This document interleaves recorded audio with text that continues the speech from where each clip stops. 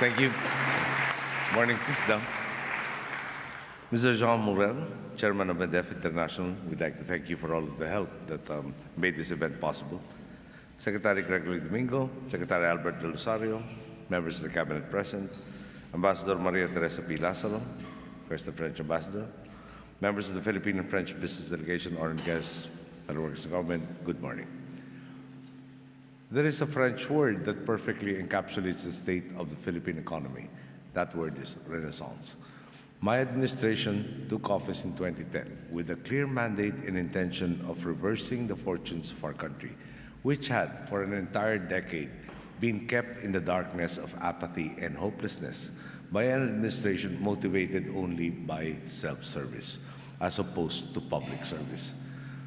From our very first day in office, we refocused the priorities of government, rekindling the true spirit of governance and showing the Filipino people what it is like to have a government that works for them. The strategy we used was simple. After all, our advantage as a nation is clear. Our workers are blessed with inherent skill, talent, and creativity. And from the onset, all they needed was to be empowered and put in a situation where they could display their capabilities. This is the reason behind our drive to invest in our people, foster a business climate in our country that can attract and does attract investments, and to level the playing field.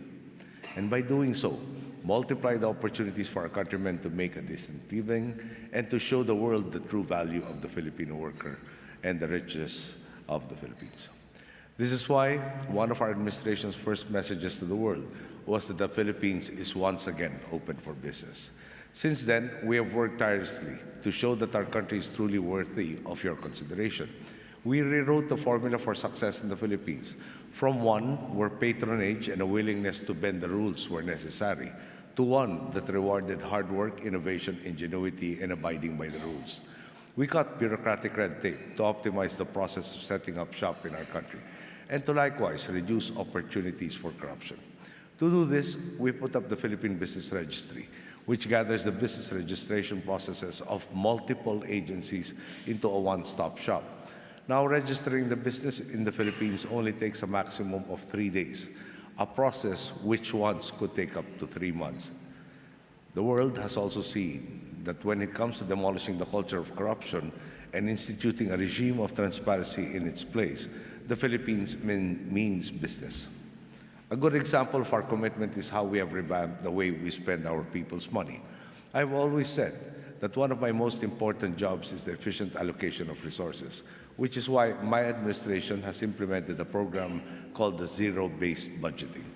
This means that we take a closer look at each and every project and make sure that every peso spent yields a tangible good for social or economic return on our investment. Furthermore, for the 2014 budget, we began using what we call a performance-informed budget. Alongside the budget numbers, one can now find information on the targets or specific targets of government agencies together with their performance targets, which emphasizes their accountabilities to the public. May I add that we have been criticized for making too detailed a list of things that we will be doing while spending the people's money. Another stark example of our commitment to combating corruption is our Department of Public Works and Highways. For the longest time, it was an agency that had a reputation as being a hotbed of corruption. However, in these past 4 years and 3 months, with Secretary Rogelio Singson at the helm, it has become one of our top-performing agencies. And amongst the things that he did, one simple example, he eliminated the requirement for prospective bidders to submit a letter of intent to bid. The original purpose of this procedure has been lost in the mist of time. But what we found out was that it was used as a tool to facilitate collusion amongst prospective bidders who would find out who their supposed competitors were, contact them, and rig the process. We decided to eliminate this requirement, making it difficult, if not outright impossible, for unscrupulous people to collude in the bidding process because they didn't know who to collude with. The strategy of our DPWH: undergo the right projects implemented by the right people for the right quality and the right price, to be finished for the final hour or right on time, if not earlier. One example of this strategy in action is an underpass we inaugurated in the heart of Metro Manila in 2012. The original allotted budget that we inherited was at 694.2 million pesos. We reviewed it and did a more realistic costing. A level playing field and the elimination of graft further brought down the price to the winning bid of 413 million pesos. On top of this, the project was completed 100 days ahead of schedule, accelerating the benefits for more than 100,000 travelers every day. It has been this kind of transparency and efficiency that has allowed our Department of Public Works and Highways to save more than 27 billion pesos as of May this year. As one would expect, our good governance efforts have breathed new life into our economy. In 2013, the economy grew by 7.2%, making us one of the fastest growing economies in Asia. The business community, both domestic and international, has also noted the sea change in our country. The investments are pouring in. Just look at our Philippine Economic Zone Authority. This was established in 1995 or 19 years ago. And yet, 41.9% of all the investments in these economic zones occurred during our administration, while the remaining 58% took 15 years to accumulate. International organizations have also noticed our comeback. Moody's, Fitch, and Standard & Poor's, for example, have unanimously declared the Philippines investment grade. Moreover, according to the World Economic Forum's yearly Global Competitiveness Report, we have been the most improved country in terms of competitiveness since my term began. From 85th in 2010, we rose to 75th in 2011, 65th in 2012 to 59th in 2013, and most recently, 52nd in 2014. It is clear the country, formerly known as the sick man of Asia, is on an upward swing. Already, publications are calling us Asia's bright spot or the next Asian tiger, and we are poised to sustain our momentum. This is why we have continued to increase our infrastructure spending from around 200 billion pesos just 3 years ago to over 400 billion pesos this year. On top of this, we are also set to enter a demographic sweet spot in 2015, with the majority of our population entering the most productive years. This, we are told, will last for around 35 years. Just to give you an idea of how significant this is, countries who have hit such a sweet spot average a yearly growth of 7.3% in the following 10 years. Massive investments in education, both formal and informal, and the expansion of our national health insurance system, both in terms of the number of people and the diseases covered, will enable our countrymen to maximize being in this demographic sweet spot. They are now becoming more empowered to participate in economic growth. Of course, we plan to take full advantage of this with strategic investments or more strategic investments in education and training. One can see this in the budget increases we have given to our departments of education and our Technical Education and Skills Development Authority. This has allowed us to eliminate the classroom backlog we inherited by building 66,813 classrooms in a short span of time. We did this while also erasing the 2.5 million backlog in school seats and the 61.7 million backlog in textbooks.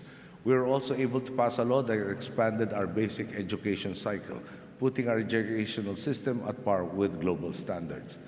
The TESDA, or the Tech Work sector, through its Training for Work Scholarship program, has also been able to efficiently equip our people with the proper skills to find quality jobs. A recent study recorded that 68.5% of 2012 TWSP graduates found employment in an average of 6 months.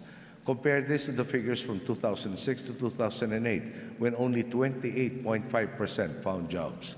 Note that we have done all of this without raising taxes, except for the sin tax, which are specifically geared towards health initiatives.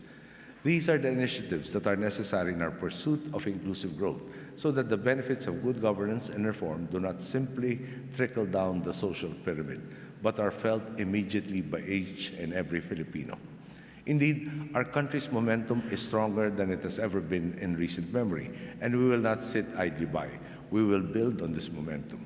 I'm here today to invite all of you to be part of our story. Take a closer look at our country, study our prospects, and ultimately take part in the Philippine Renaissance that continues to win the admiration of the world. France and the Philippines are no strangers to each other. We only have to open a new, more vibrant chapter in commercial relations to expand on the people-to-people contacts we currently enjoy. I remember from when I was a child until my days in university, the principal writing instruments for students was the ubiquitous big ball pen.